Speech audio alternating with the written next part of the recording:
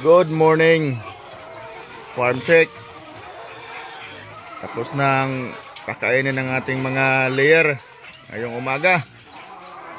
Sila ay masiglang kumakain at nag-i-enjoy sa kanilang feeds.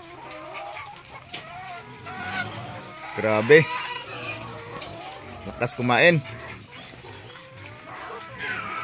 Ito po yung mga alaga nating RTL na ang mga itlog ay binibenta natin sa merkado,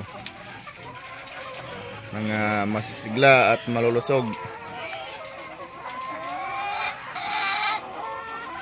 Sana guys, like nyo naman at subscribe. Like and subscribe kung gusto nyo marami pang mga farm videos na i-upload natin sa ating Aparisi Farm YouTube channel. Lahat ng mga farm activities namin aming i-upload sa aming YouTube channel.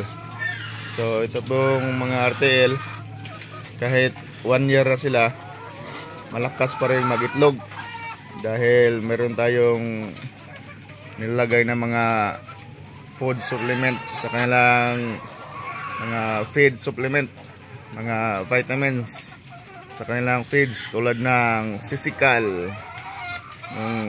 mga ginagamit sa poultry industry na mga feed supplement sa ating mga alagang manok. So bali, para malakas silang mag-itlog at ang itlog ay quality, maganda, hindi madaling mabasag.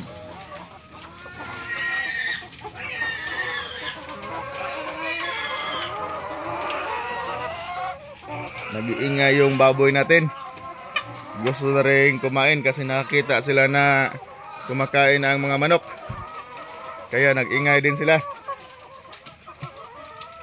Grabe, ang pula ng mga palong.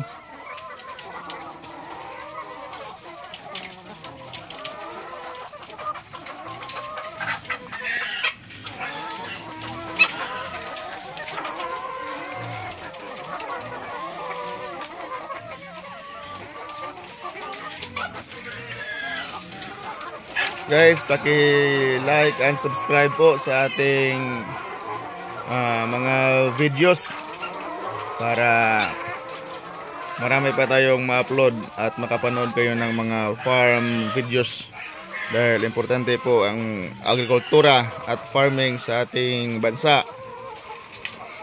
Ito po ang nagbibigay ng food security sa ating bansa, kaya suportahan natin ang mga farmers at ang kanilang mga farm videos and farm vlog, para sila po ay maraming may feature na mga farm activities, yung mga productive na mga farm activities kagaya nito, para makita din ng ating mga kaubayan kung paano kasigla ang agrikultura sa ating bansa.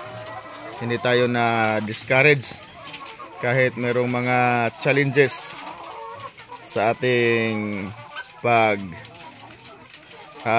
ng manok. Comment din kayo guys kung anong mga suggestions or good ideas na dapat nating i-share sa ating mga kababayan. Okay, hanggang sa huli dahil nag-iingay na yung baboy ko. Gusto nang kakain. Okay, salamat. Please like and subscribe.